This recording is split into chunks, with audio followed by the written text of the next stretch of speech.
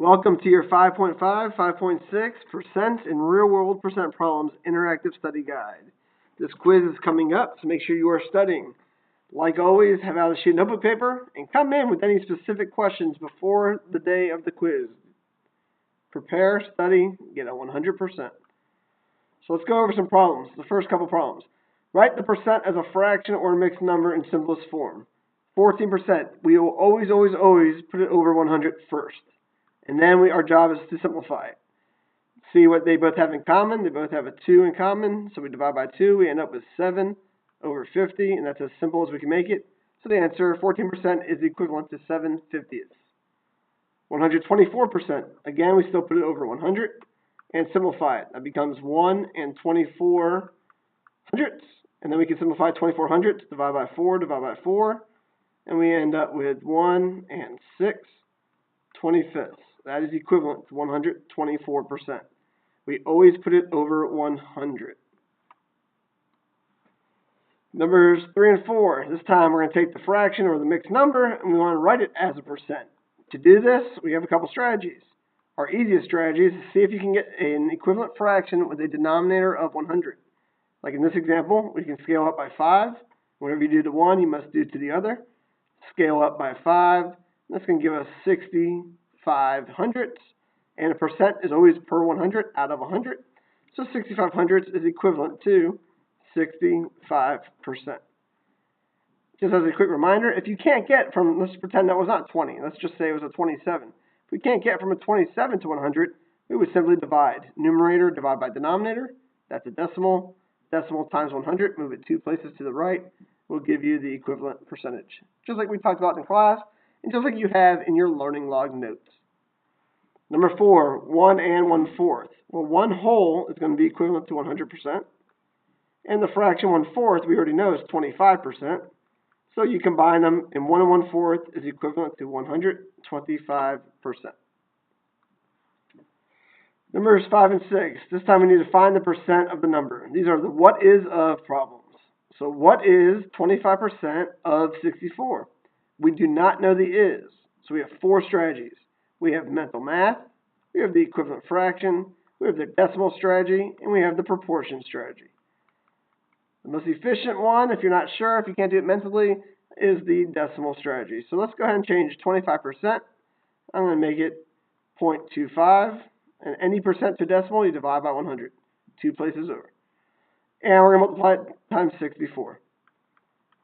4 times 5 is 20. 8 plus 2 is 10. 0, 30. 12 plus 3, 15. Add them together, 0, 0, 6, 1. 2 magic numbers. And we get a final answer of 16. So 16 is 25% of 64. That was using the decimal strategy. You can use any of the strategies you would like.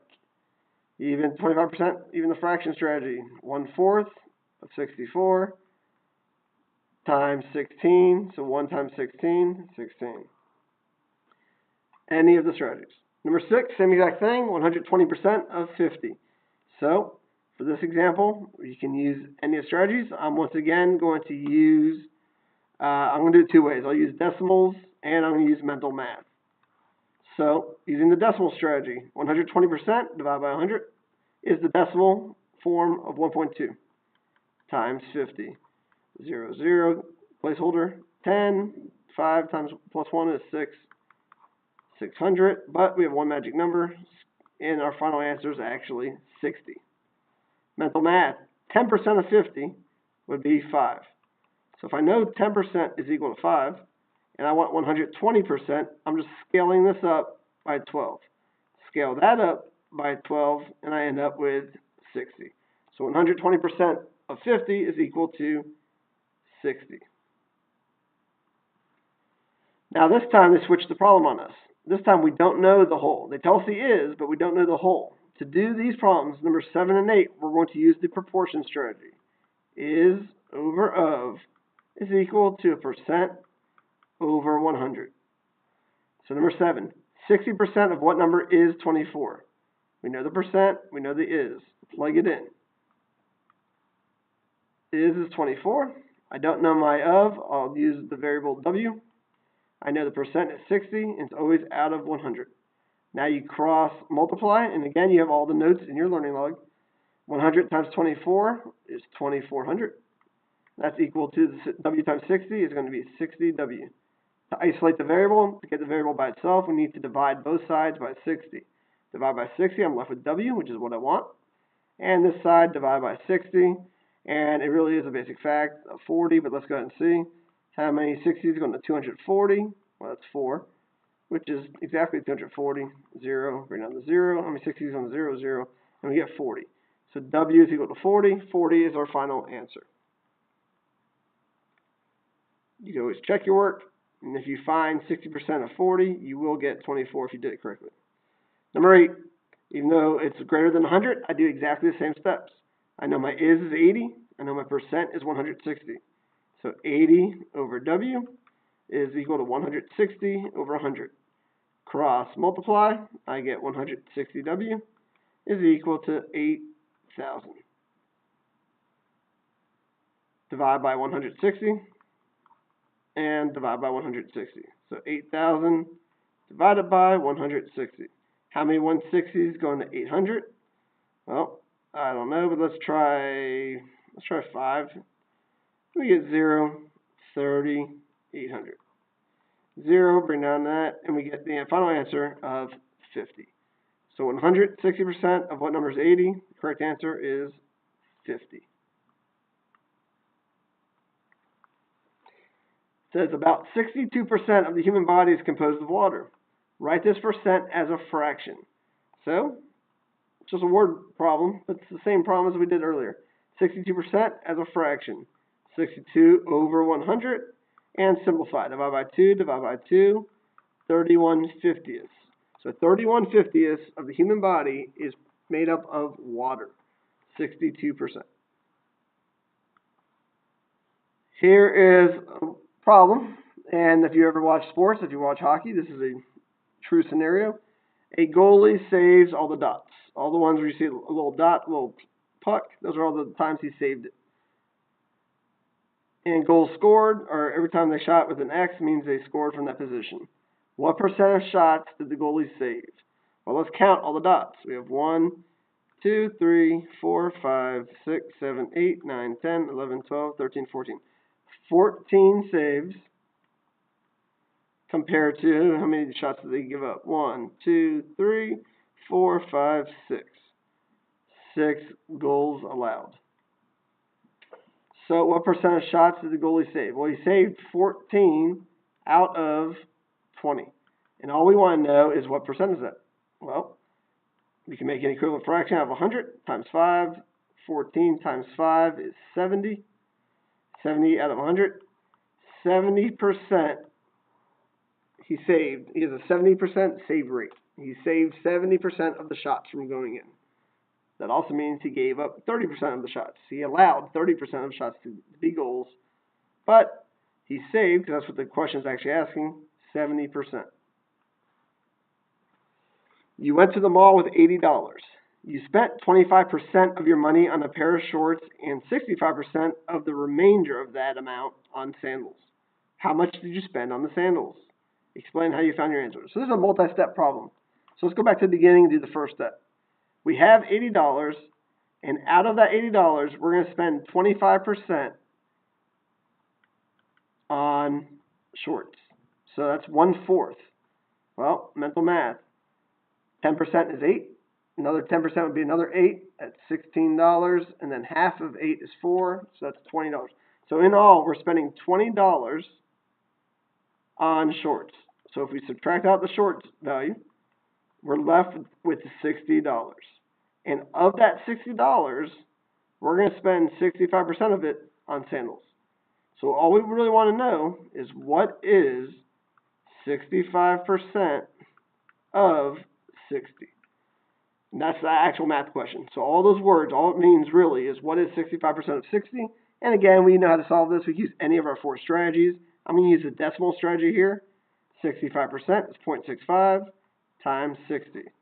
0, 0, placeholder, 30, 36 and 3 is 39, 2 magic numbers, add them up, you get 3900, 2 magic numbers, 39, we're talking about money here, $39 is the amount we spent on sandals.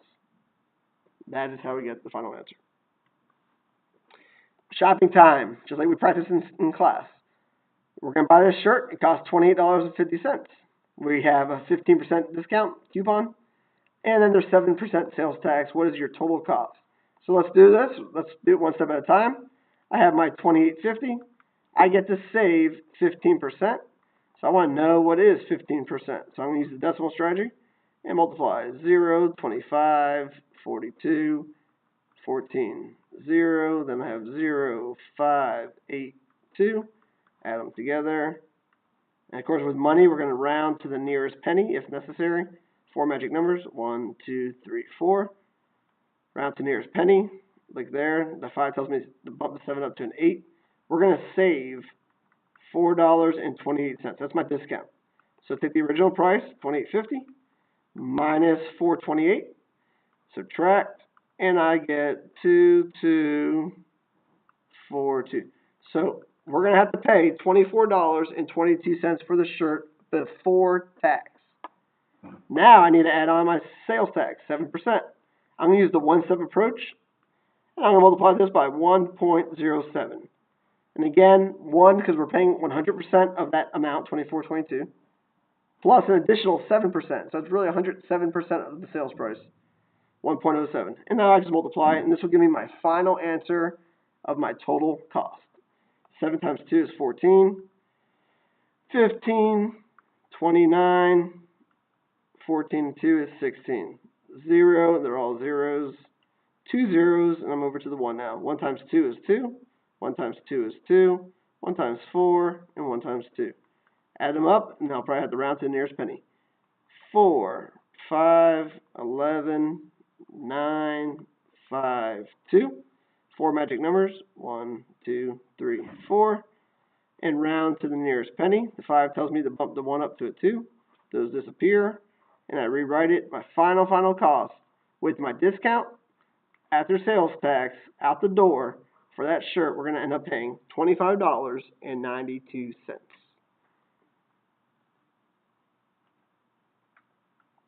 For the final problem, we're going to do another example like we did plenty of these in class on eating at a restaurant or eating out or picking up food or just shopping in general. You are picking up a family meal that costs $43.50. There is a 6% sales tax, but you don't need to worry about tipping since you are not eating at the restaurant. So we're going to kind of pick up to go order here. How much will the meal cost you? So all we have to do for this problem is solve $43.50, find out we need to add on 6% sales tax. We can do this with the one-step approach, which I'm about to do, or you can solve this using the two-step approach. 2 steps, you would first find how much is just the tax part, and then step 2 would be add them together. Or you can do it all together. I'm going to pay 106%, 1.06 as a decimal, for my total meal with the sales tax included. And it's just multiplication. So we get 0, 30, 18 and 3 is 21, 24 and 2 is 26. All zeros. And then 2 zeros, and I start with my 1. 1 times 0 is 0. 1 times 5, 1 times 3, and 1 times 4. Again, with money, we're going to round to nearest penny, nearest hundredths. 11, 6, 4. 4 magic numbers. 1, 2, 3, 4. And I can cut it off right there. Grand total with tax and everything for the meal, $46.11. Once again, you should have solved all these problems on your own. You can go back and watch it. You can practice. There's lots of resources online. Check it out. Come in with any specific questions. Get yourself a 100%.